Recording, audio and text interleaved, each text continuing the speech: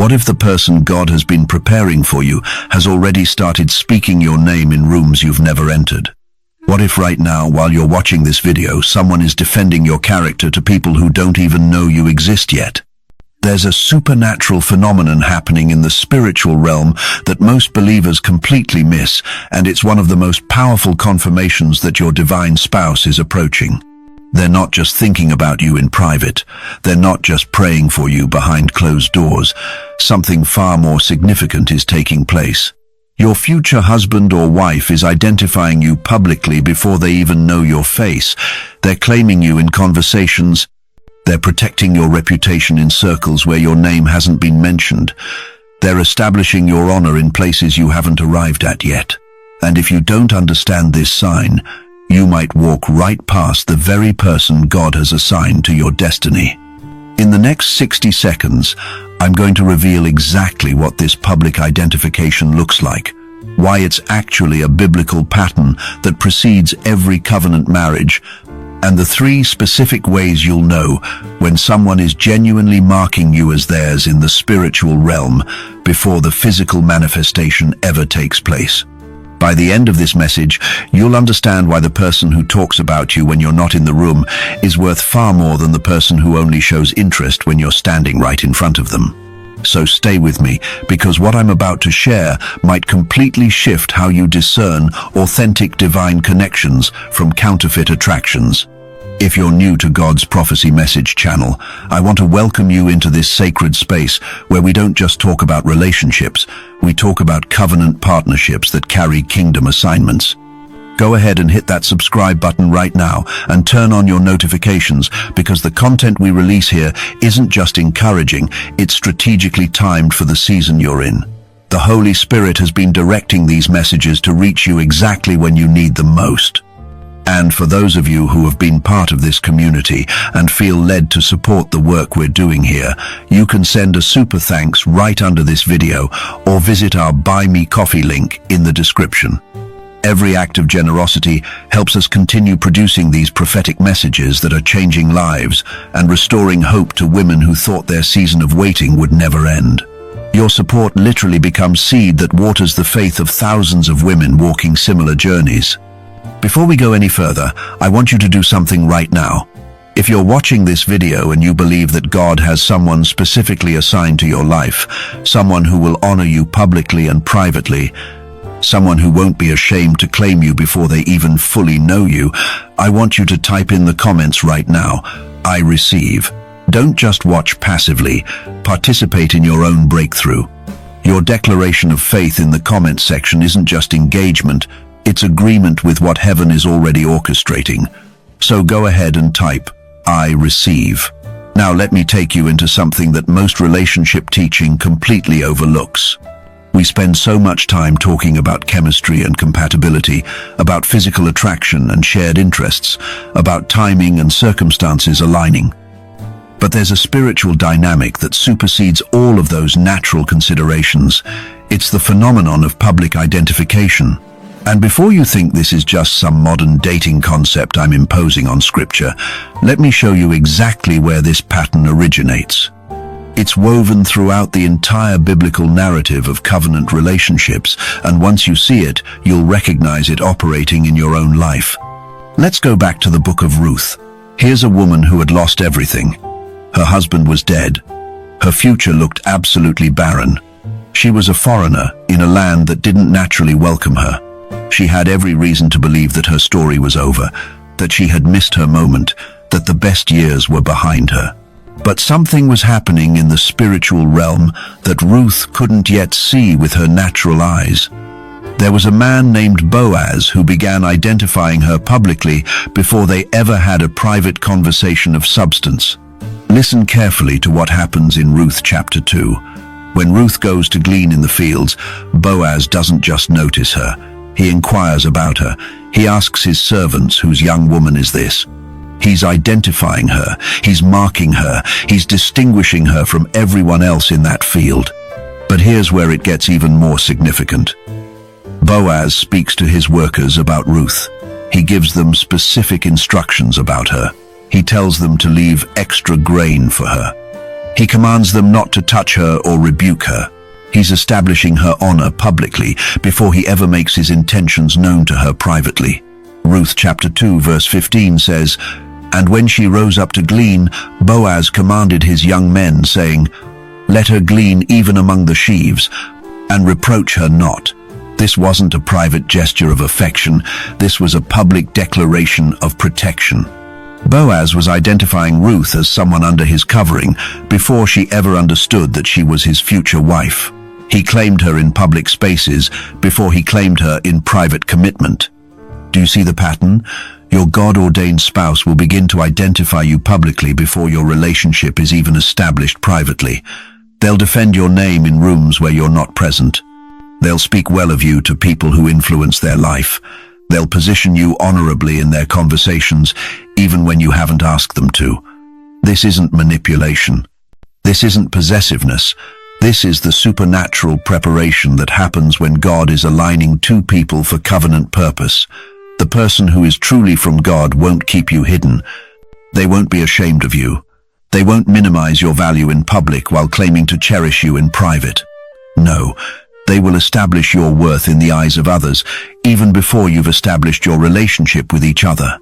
Now, I know some of you are thinking about past situations where someone claimed you privately, but denied you publicly, where someone said they loved you behind closed doors but couldn't acknowledge you in front of people who mattered to them. Let me tell you right now, that was not God's plan for you.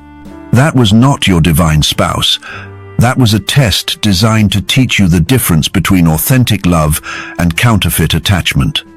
Proverbs 18 verse 22 says, "Whoso findeth a wife findeth a good thing, and obtaineth favor of the Lord." Notice that word findeth. It implies public discovery, not secret hiding.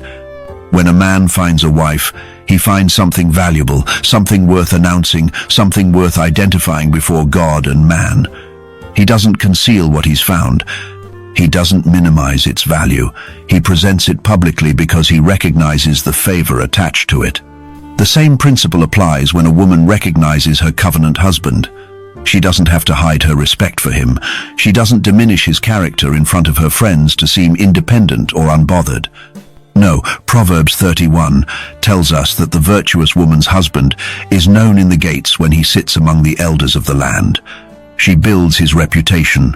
She identifies him publicly as a man of worth. This is the reciprocal nature of covenant relationships. Both parties establish each other's honor in public spaces because they recognize that what God has joined together carries a testimony that's meant to be witnessed.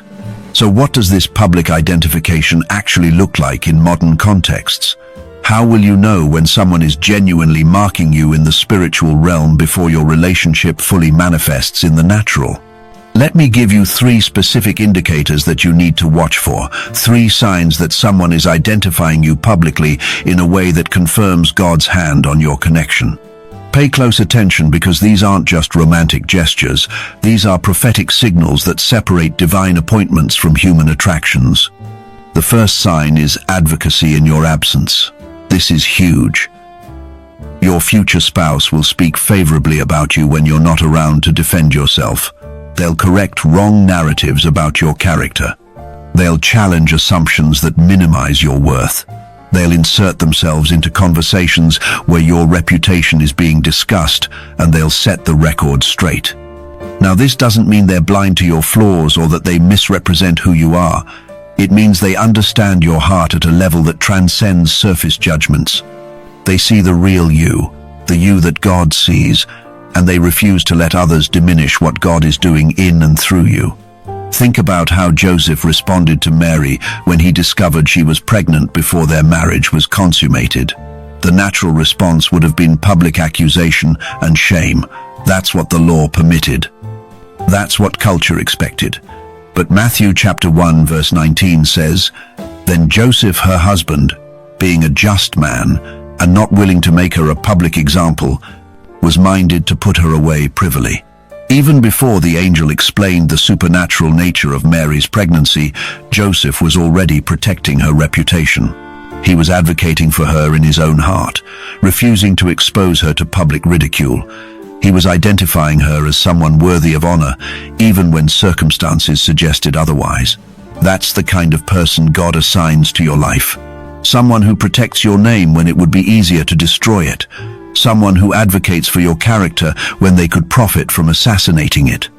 If someone claims to be interested in you but they participate in gossip about you, if they laugh at jokes made at your expense, if they remain silent when others question your integrity, that's not your person.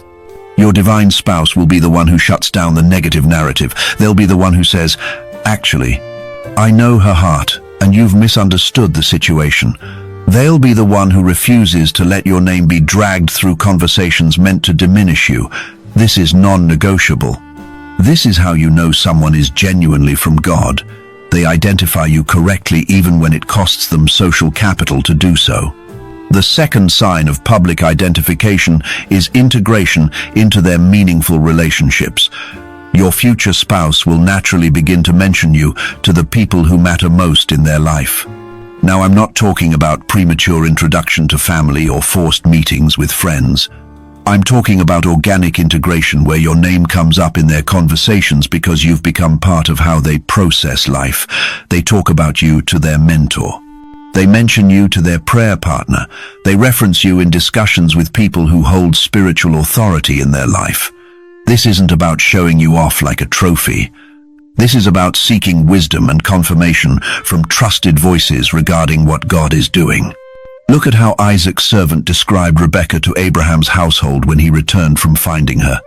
Genesis chapter 24 verse 66 says, "And the servant told Isaac all things that he had done."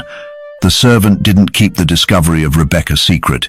He gave a full report. He identified her publicly to the household.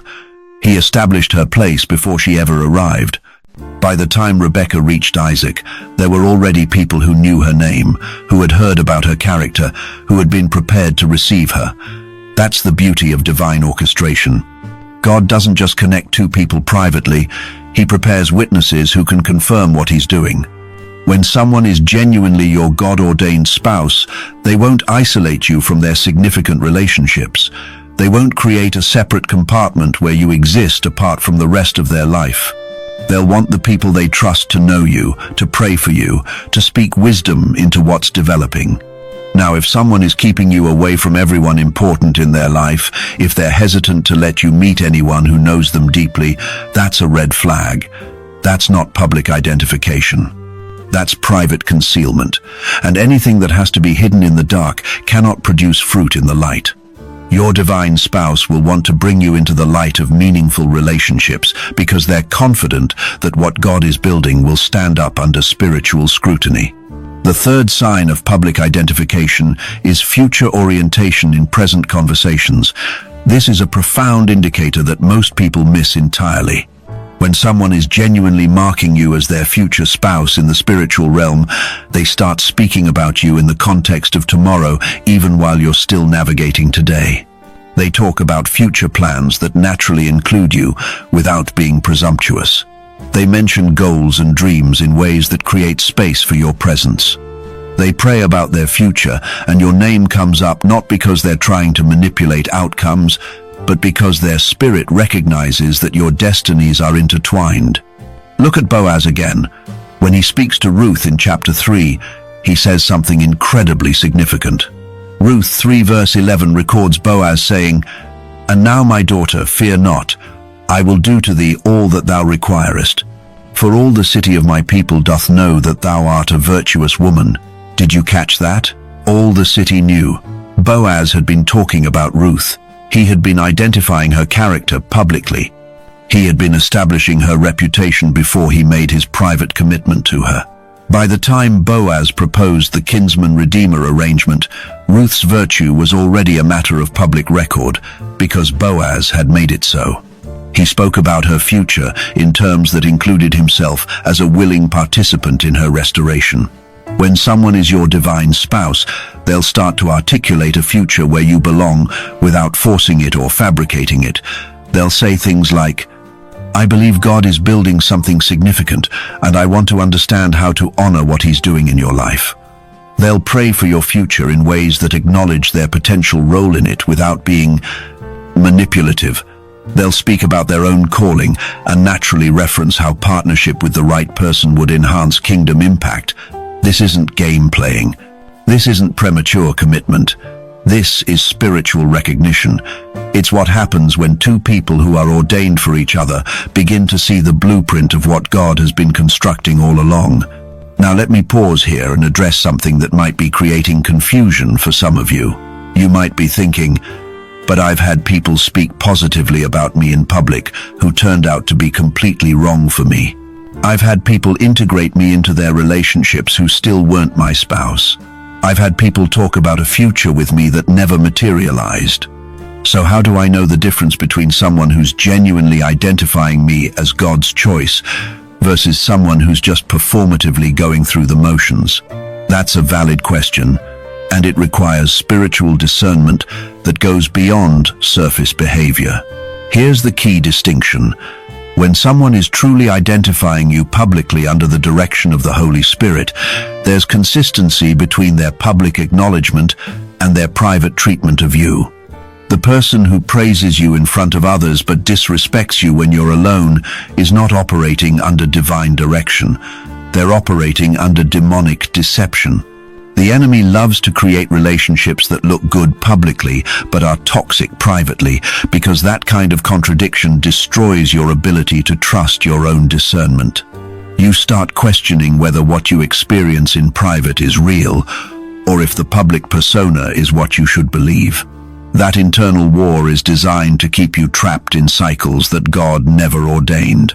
Isaiah 29 verse 15 says, "Woe unto them that seek deep to hide their counsel from the Lord, and their works are in the dark, and they say, Who seeth us, and who knoweth us?" If someone's private behavior toward you would embarrass them if it became public knowledge, that's your sign that the relationship is not from God. Your divine spouse won't have one version of themselves that they present to the world and another version that they reserve for you behind closed doors. The public identification and the private intimacy will be congruent. What they say about you to others will match what they say to you in private. How they treat you when people are watching will align with how they treat you when no one is looking. Let me also address the flip side of this truth. Some of you have been so wounded by people who praised you publicly but betrayed you privately that you've now developed a suspicion of anyone who speaks well of you in front of others. You've built walls around your heart that prevent you from receiving genuine honor when it's offered. You interpret every public acknowledgement as manipulation. You question every kind word spoken in front of witnesses. You've become so protective of your heart that you can't recognize when someone is genuinely identifying you as a person of worth. If that's you, I need you to hear me clearly. The betrayals of your past do not get to dictate the blessings of your future. Just because someone misused public affirmation to deceive you doesn't mean all public affirmation is deceptive. Psalm 147 verse 3 tells us, "He healeth the broken in heart, and bindeth up their wounds." God is healing the part of you that learned to distrust honor. He's restoring your ability to receive public identification without suspicion. He's teaching you how to discern the difference between flattery and genuine recognition. This is part of your preparation. You cannot walk into covenant marriage with walls so high that your spouse can't access your heart. Yes, you need boundaries. Yes, you need wisdom. But you cannot let past pain create present paranoia that blocks your future blessing. Your divine spouse is going to identify you publicly, and you need to be healed enough to receive it without self-sabotage. There's another dimension to this public identification that we need to explore because it's causing confusion for many women watching this video right now. What happens when the person you believe is your God-ordained spouse isn't yet at a place where they can identify you publicly? What if they recognize you in the spirit, but they're still bound by circumstances that prevent them from claiming you openly? Maybe they're still legally married, but separated. Maybe they're in a complicated situation with someone else. Maybe they're dealing with family obligations that create barriers. Maybe they're geographically distant. Maybe they're not yet spiritually mature enough to honor you the way God intends. Does that mean they're not your person? Does the absence of immediate public identification disqualify them from being divinely assigned? This is where you need prophetic wisdom and not just emotional reasoning. There's a difference between someone who is not your divine spouse and someone who is your divine spouse, but the timing isn't right yet. Remember what I shared earlier about Boaz and Ruth. The public identification was happening, but there was still a process that had to unfold. There was still a nearer kinsman who had first rights. There was still a legal procedure that had to be completed. Boaz couldn't just claim Ruth immediately, even though he recognized her as his wife in the spirit. He had to honor the protocol. He had to respect the process. He had to wait for the proper time to make his private conviction a public reality. But here's what you need to understand. During that waiting period, Boaz was still protecting Ruth. He was still providing for her. He was still establishing her honor. He was still advocating for her. The public identification was happening even though the public commitment hadn't been finalized yet. So, if you're dealing with someone who recognizes you spiritually but cannot yet claim you publicly because of legitimate circumstances beyond their immediate control, you need to watch how they treat you during the waiting period. Are they still protecting your heart? Are they still honoring your worth? Are they still making sure your needs are covered? Are they still speaking well of you to the people who know about the situation? Or are they using the complications as an excuse to disrespect you, to keep you hidden, to make you feel like you're not worthy of proper treatment until everything else is resolved? Jeremiah 29 verse 11 says, "For I know the thoughts that I think toward you, saith the Lord, thoughts of peace and not of evil, to give you an expected end."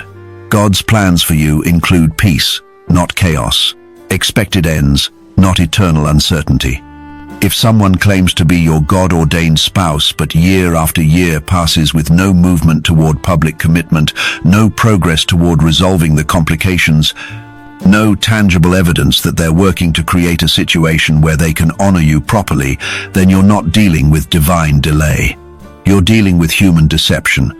There's a difference between waiting on God's timing and waiting on someone who's wasting your time. Your divine spouse might not be able to identify you publicly today, but they're actively working toward a tomorrow when they can. They're resolving complications. They're seeking counsel. They're making hard decisions. They're positioning themselves to be able to honor you properly. They're not content with the status quo. They're not comfortable with the hiding. They're not asking you to remain indefinitely in a situation where you can't be celebrated openly. If someone expects you to accept permanent invisibility in their life, they are not your covenant spouse, no matter how much chemistry you feel or how many spiritual confirmations you think you've received. Chemistry without commitment is not covenant. Confirmation without character is not divine.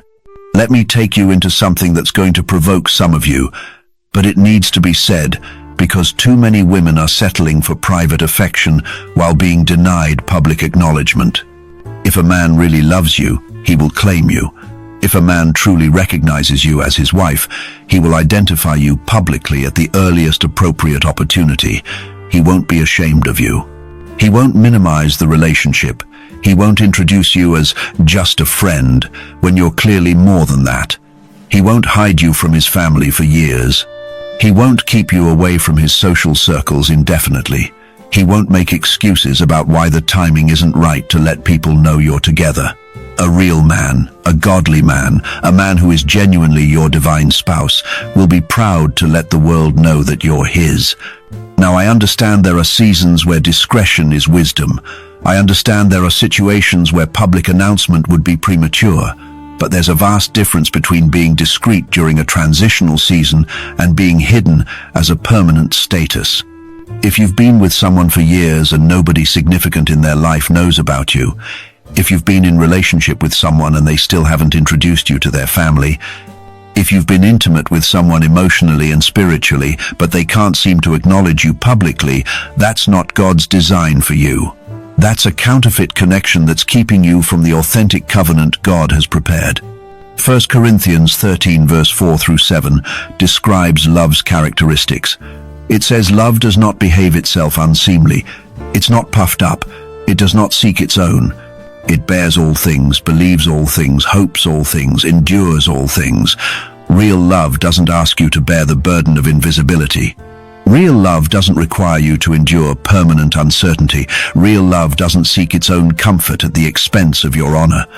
If someone loves you according to God's definition of love, they will publicly identify you in ways that protect your dignity, establish your worth, and honor your sacrifice. So let me give you some practical ways to recognize when public identification is moving in the right direction versus when you're being strung along by someone who has no real intention of honoring you properly. First, watch how they respond when other people ask about their relationship status. Do they become defensive? Do they change the subject? Do they give vague non-answers? Or do they respectfully acknowledge that there's someone significant in their life, even if they're not ready to give full details? You can be appropriately private without being dishonestly evasive. If someone acts like you don't exist when certain people ask about their personal life, that's not protection, that's rejection. Second, notice whether they're actively working to resolve any complications that prevent them from fully committing to you publicly. If someone says they can't be with you openly because of financial issues, are they working on their finances? If they say they can't commit because of unresolved matters from a previous relationship, are they getting legal counsel and taking steps toward resolution? If they claim family obligations are preventing them from moving forward, are they having honest conversations with their family about their future? Or are they just using these explanations as permanent excuses while expecting you to wait indefinitely without any evidence of progress? Progress is proof. Movement is evidence. If nothing is changing month after month, year after year, then you're not waiting on God's timing. You're enabling someone's indecision. Third, pay attention to how they speak about you to the few people who do know about your connection. When they talk about you to their close friends or family members who are aware of the relationship, what words do they use? Do they speak about you with honor and respect? Do they talk about you as someone valuable who they're blessed to know? Or do they minimize the relationship, make jokes at your expense, or talk about you in ways that diminish your worth? The way someone speaks about you to others is a direct reflection of how they value you in their heart. Proverbs 4 verse 23 says, "Keep thy heart with all diligence, for out of it are the issues of life." What's in the heart will eventually come out of the mouth. If someone's heart truly honors you, their mouth will identify you honorably even in private conversations. Now let's talk about what you should do. If you recognize that someone is beginning to identify you publicly, but you're not sure if they're genuinely your God-ordained spouse, or if this is just another person who's going to end up wasting your time. How do you steward this season wisely without either prematurely shutting down what God might be doing or naively opening yourself up to someone who's not truly from Him? This requires a delicate balance of faith and wisdom, of remaining open while also remaining guarded, of participating in what God is orchestrating while not running ahead of His timing. First, continue to anchor yourself in prayer and don't let anyone's public identification of you become a substitute for God's private confirmation to you. Just because someone is speaking well of you doesn't mean they're your spouse. Just because someone is integrating you into their relationships doesn't automatically mean God sent them. Just because someone is talking about a future with you doesn't guarantee they're part of your destiny. You still need to hear from God for yourself. You still need confirmation in your own spirit. You still need peace in your own heart. Don't let public attention override private discernment. Proverbs 3 verses 5 and 6 say, "Trust in the Lord with all thine heart, and lean not unto thine own understanding. In all thy ways acknowledge him, and he shall direct thy paths." Notice it says, trust in the Lord, not trust in the person who's showing you attention. Acknowledge him, not acknowledge your feelings. Direct thy paths, meaning God will make it clear if you stay connected to him. Some of you have stopped praying about a relationship because the public identification felt so good that you assumed it must be God. That's dangerous. That's how you end up in covenant with the wrong person. Never stop seeking God's face just because someone is showing you favor. Let God confirm what people are declaring. Second, Observe character over time and don't make permanent decisions based on temporary behavior. Anyone can be on their best behavior for a season. Anyone can speak well of you for a few months. Anyone can integrate you into their life during the honeymoon phase. But what happens when challenges arise? What happens when life gets difficult? What happens when you're no longer new and exciting? Does the public identification continue, or does it fade? Does the advocacy in your absence remain consistent, or does it disappear when it's no longer convenient? Do they still protect your name when you've disappointed them, or do they throw you under the bus the moment you make a mistake? The person God has for you will identify you publicly, not just when you're at your best, but also when you're at your worst. They'll advocate for you not just when you've impressed them, but also when you've let them down. They'll speak well of you not just when you're meeting their needs, but also when you're going through your own struggles and can't give them what they want. That's covenant love. That's divine assignment. That's the difference between someone who's genuinely from God and someone who's just playing a role until something better comes along. Matthew 7 verse 16 says, "Ye shall know them by their fruits. Do men gather grapes of thorns or figs of thistles?" You discern the authenticity of someone's public identification by looking at the fruit it produces. Does their acknowledgement of you lead to greater peace in your life or greater confusion? Does their advocacy for you result in increased honor or increased drama? Does their talk about your future together create clarity or chaos? Does their integration of you into their relationships strengthen your sense of security or heighten your anxiety? The fruit will tell you everything you need to know about the root. If the fruit is peace, clarity, honor, and increased faith, that's evidence of God's hand. If the fruit is confusion, anxiety, drama, and decreased peace, that's evidence of fleshly attachment or demonic interference. Third, maintain your own identity and don't lose yourself in someone else's public identification of you. This is so important, and it's where many women make a critical mistake. When someone starts speaking well of you, when they start integrating you into their life, when they start talking about a future with you, it's easy to start defining yourself by their perception of you. You start performing to maintain their approval. You start adjusting who you are to fit their narrative. You start sacrificing parts of yourself to keep their public identification going. That's not God's plan for you. Your divine spouse will identify who you really are, not who you pretend to be to keep their attention. Ephesians 2 verse 10 says, "For we are his workmanship, created in Christ Jesus unto good works, which God hath before ordained, that we should walk in them." You are God's workmanship. Your identity is rooted in Christ, not in any person's opinion of you. Yes, your spouse should honor you. Yes, they should speak well of you. Yes, they should identify you publicly with respect and admiration, but you should never twist yourself into a pretzel trying to earn or maintain that identification. If someone's public acknowledgement is contingent on you being something you're not, then they're not identifying you. They're identifying an image of you that they've created in their mind. And eventually, when the real you emerges, that false identification will crumble. Let me also give you a warning about something that Satan is using to deceive many women right now. The enemy knows that public identification is a sign of covenant relationships, so he's creating counterfeit versions of it to trap you in situations that look like divine appointments, but are actually demonic distractions. One of his favorite tactics is to send someone who identifies you publicly on social media, but treats you poorly in person. They post pictures of you. They write captions praising you. They make it look like you're together and happy.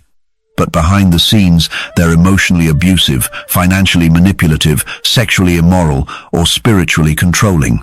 They use the public image as a way to trap you because now you feel obligated to maintain what everyone else sees, even though what you're living privately is destroying you. Let me be very clear. Public identification on social media is not the same as genuine covenant honor.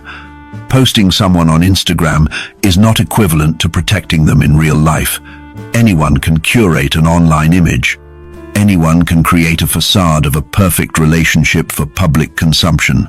What matters is what's happening when the cameras are off, when the posts are done, when it's just the two of you and nobody's watching. If someone's social media presence doesn't match their private treatment of you, that's not public identification, that's public performance. And God is not impressed by performances.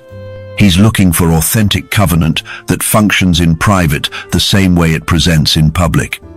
2 Corinthians 5 verse 12 says, "For we commend not ourselves again unto you, but give you occasion to glory on our behalf, that ye may have somewhat to answer them, which glory in appearance, and not in heart." Some people glory in appearance. They care about how things look, but not about how things actually are. Your divine spouse will glory in heart. They'll care more about your private reality than your public image. They'll be more concerned with how they're treating you behind closed doors than how they're portraying you on social media. If someone's investment in your public image exceeds their investment in your private well-being, they're not from God. They're from a spirit of pride and pretense. Let me give you one more warning about a counterfeit version of public identification that's trapping many women. Some of you are with men who identify you publicly to certain people but hide you from others. They'll talk about you to their friends but not their family. They'll acknowledge you around people who don't matter, but not around people who do. They'll be open about the relationship in certain contexts, but secretive in others. This selective identification is not a sign of covenant, it's a sign of compartmentalization. And when someone compartmentalizes their life, keeping you in certain boxes but not allowing you access to others, that's evidence that they're not fully committed to you. They're managing perceptions instead of living in truth. Your divine spouse won't categorize their life in a way that excludes you from significant areas. Yes, there are appropriate boundaries. Yes, there are professional contexts where personal relationships aren't discussed. But if someone claims to be in covenant with you, while simultaneously keeping whole sections of their life off limits to you, something is wrong. If they talk about you at work but won't introduce you to their mother, that's a problem. If they mention you to casual acquaintances but won't let you meet their pastor, that's a red flag. If they're comfortable telling strangers about you but nervous about you encountering people from their past, you need to ask yourself what they're hiding and why. John 3 verse 20 says, "For everyone that doeth evil hateth the light, neither cometh to the light, lest his deeds should be reproved." People who are operating in integrity invite light into every area of their life. People who are hiding something keep certain areas in darkness. If someone is keeping you away from certain people or certain situations, it's usually because they know those people or situations would expose something they don't want you to see. That's not public identification. That's strategic concealment. And you deserve better than a relationship that requires you to remain partially hidden while being partially acknowledged. Now let's shift our focus to what you should be doing during this season while you're waiting for your God-ordained spouse to identify you publicly. Because this season of waiting is not just about passively hoping someone notices you. This is your season of preparation. This is when God is developing in you the character that will sustain covenant marriage. This is when you're learning to identify yourself correctly, so that when your spouse begins to identify you publicly, you're ready to receive it without insecurity, without suspicion, without self-sabotage. How you steward this waiting season will determine how well you steward the marriage season. First, you need to identify yourself the way God identifies you. Stop waiting for a man to tell you you're valuable. Stop waiting for someone to publicly acknowledge you before you believe you're worth acknowledging. Stop making your worth contingent on whether someone is claiming you or not. God has already identified you. He's already called you chosen. He's already named you worthy. He's already established your value through the blood of Jesus Christ. Romans 8 verse 16 says, "The Spirit itself beareth witness with our spirit, that we are the children of God." You are a child of God. That's your primary identity. That's your public identification. That's what matters most. When you truly understand who you are in Christ, you won't be desperate for human validation. You won't settle for relationships where you're hidden. You won't accept treatment that diminishes your God-given worth. You'll require that anyone who wants access to your life honors the identity God has already established. You won't be trying to convince someone to see your value. You'll be discerning whether they have the spiritual eyes to recognize what God has already declared. This shift in perspective changes everything. You stop auditioning for love and start evaluating whether someone is qualified to steward what God has entrusted to them in you. Second, practice identifying others correctly. One of the reasons many women struggle to recognize their God-ordained spouse is because they've never developed discernment about people's character. They're attracted to surface qualities. They're impressed by external accomplishments. They're drawn to charisma and confidence, but they don't know how to identify a person's heart. They don't know how to recognize authentic godliness versus religious performance. They don't know the difference between someone who talks about God and someone who walks with God. So they end up giving their heart to people who were never qualified to carry it.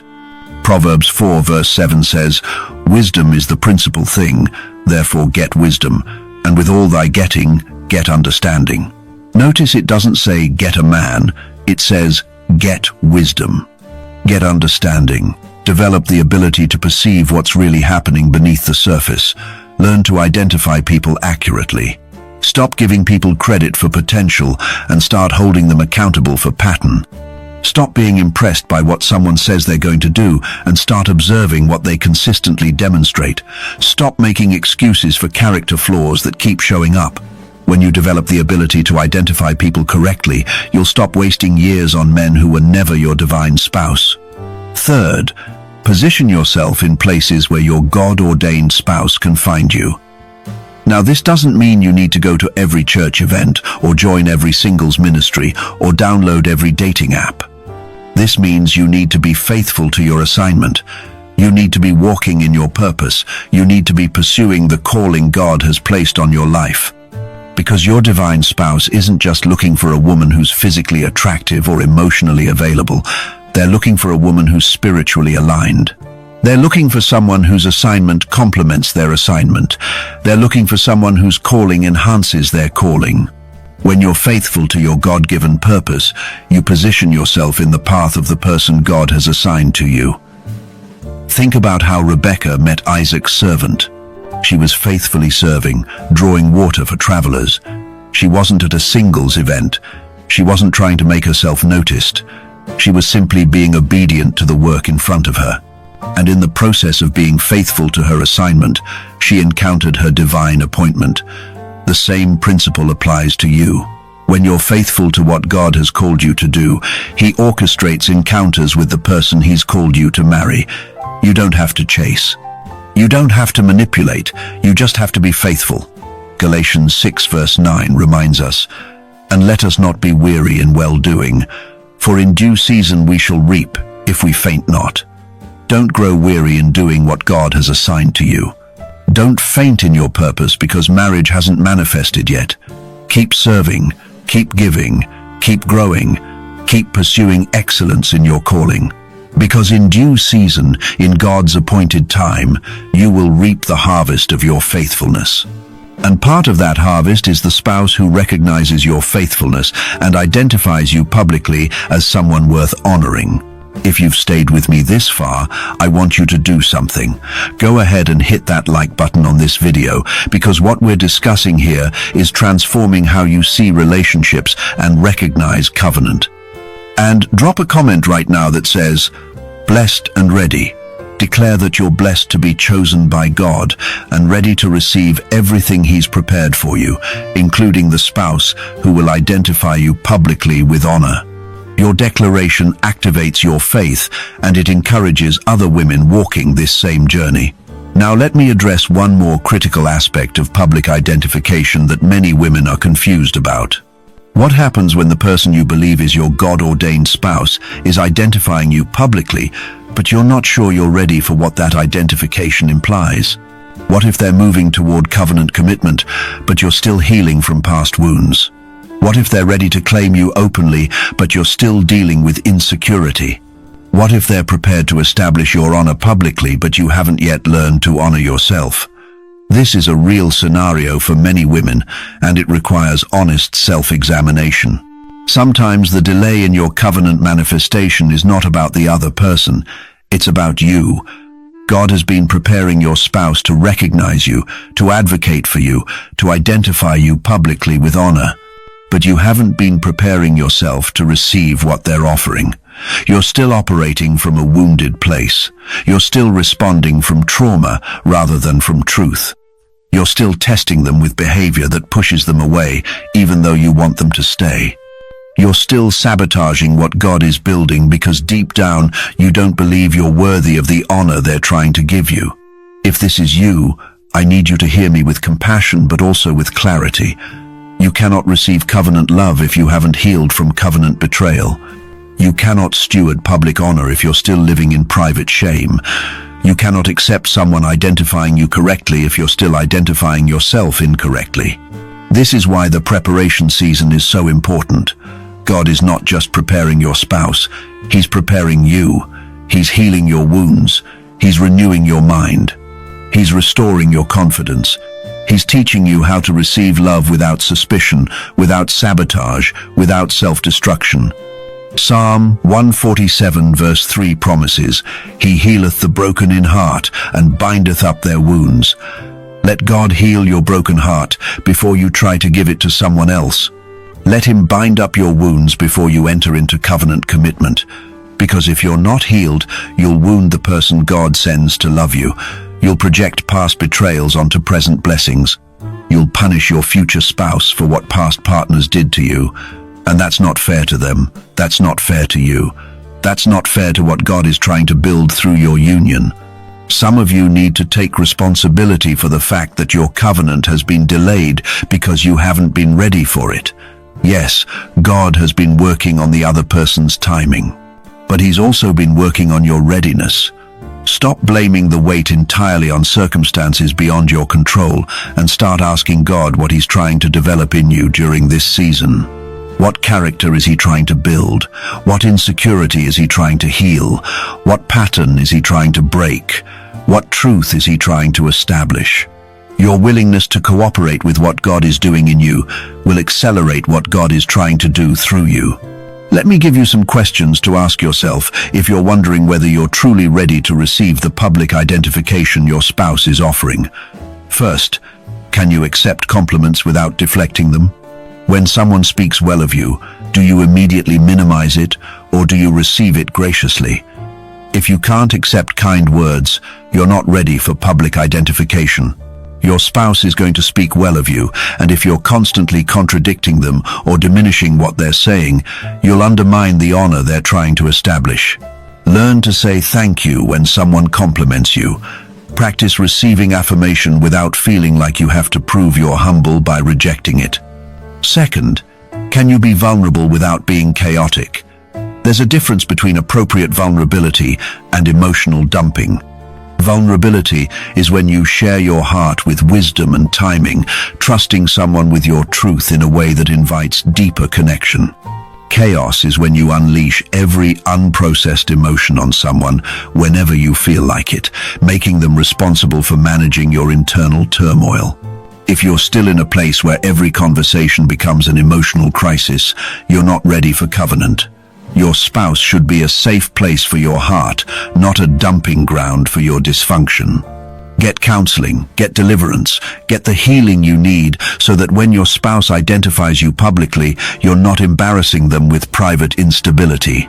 Third, can you celebrate others without feeling threatened by their blessings? One of the signs that you're ready for your own covenant is that you can genuinely celebrate when other people get theirs. If you're bitter every time someone gets engaged, if you're resentful when you see happy couples, if you're cynical about other people's testimonies, you're not in a place to receive your own. Bitterness blocks blessings. Jealousy stops miracles. Proverbs 14 verse 30 says, "A sound heart is the life of the flesh, but envy the rottenness of the bones." Get your heart sound. Learn to rejoice with those who rejoice, even when you're still waiting for your own reason to rejoice. That's maturity, that's readiness, that's the posture that positions you for breakthrough. Fourth, can you be alone without being desperate? If you can't function unless you're in a relationship, you're not ready for marriage. If you need constant validation from someone to feel okay about yourself, you're not prepared for covenant. Marriage is not designed to complete you. Marriage is designed to complement you. You need to be whole before you join your life with someone else. You need to be content in God before you seek companionship with a spouse. 2 Corinthians 3 verse 5 says, "Not that we are sufficient of ourselves to think anything as of ourselves, but our sufficiency is of God." Your sufficiency comes from God, not from a man. When you know that, when you've experienced that, when you've lived that, then you're ready to receive the spouse God sends. Let me tell you something that's going to shift your perspective on this whole conversation about public identification. The ultimate public identification has already occurred. God identified you publicly when He sent Jesus Christ to die for you. He claimed you before the entire spiritual realm. He advocated for you when you had no defense. He established your worth when you had nothing to offer. He spoke your name in the courts of heaven and declared you worthy of redemption. That's the most significant public identification you'll ever receive. And when you truly understand that, when that truth settles deep in your spirit, you'll stop being desperate for human acknowledgement. Romans 5 verse 8 says, "But God commendeth His love toward us in that, while we were yet sinners, Christ died for us." God didn't wait until you cleaned yourself up to identify you as someone worth saving. He didn't wait until you proved your value to claim you as His own. He identified you publicly while you were still in sin. He advocated for you while you were still His enemy. He established your honor while you were still dishonorable. That's covenant love. That's divine identification. And when you receive that, when you let that transform how you see yourself, you'll require that any human relationship reflects the same unconditional commitment. So here's what I want you to take away from this entire message. Your God-ordained spouse will identify you publicly before your covenant is finalized. They'll advocate for you in your absence. They'll integrate you into their meaningful relationships. They'll speak about you with future orientation, but that public identification must be consistent with their private treatment of you. If there's a disconnect between how they present you publicly and how they treat you privately, something is wrong. If they're honoring you in front of others but dishonoring you behind closed doors, they're not your divine spouse. They're a counterfeit connection that God is allowing you to experience so you can learn discernment. Don't settle for someone who praises you in public but abuses you in private. Don't accept someone who claims you around people who don't matter but hides you from people who do. Don't tolerate someone who talks about a future with you but never takes concrete steps to build that future. And don't lose yourself trying to maintain someone's public identification if that identification requires you to deny who you really are. Your divine spouse will identify the authentic you, not a performance version of you. They'll honor the real you, not an image you've created to keep their attention. While you're waiting for your covenant spouse to find you and identify you publicly, do the work of identifying yourself correctly. Know who you are in Christ. Understand your value in God's economy. Develop the discernment to recognize authentic love versus counterfeit attachment. Position yourself in your purpose so your spouse can find you where God planted you, and heal from past wounds so you're ready to receive the honor your spouse will offer when they arrive. The wait is not wasted if you're using it to become the person who can steward what's coming. Before we close, I want to pray for you. Father, I thank you for every woman watching this video who has been waiting for the spouse you've promised. I thank you that you have not forgotten them. I thank you that even now, you're preparing someone to identify them publicly with honor, to advocate for them in their absence, to establish their worth before others, to claim them without shame. Lord, I pray for healing from past betrayals. I pray for deliverance from insecurity and fear. I pray for discernment to recognize authentic divine connections and wisdom to reject counterfeit relationships. I pray that these women would know their identity in you so firmly that they would never again settle for being hidden or minimized or dishonored. I declare that what you have ordained will come to pass at the appointed time. In Jesus' Name, Amen. If this message has spoken to you, if it's given you clarity about what to look for and what to avoid, I want you to do a few things right now. First, hit that like button so this video can reach other women who need this word.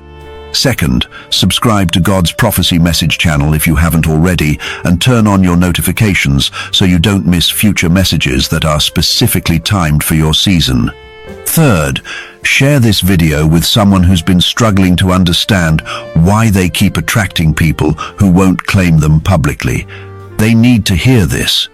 And fourth, leave a comment right now that says, "Blessed and ready." Declare your faith.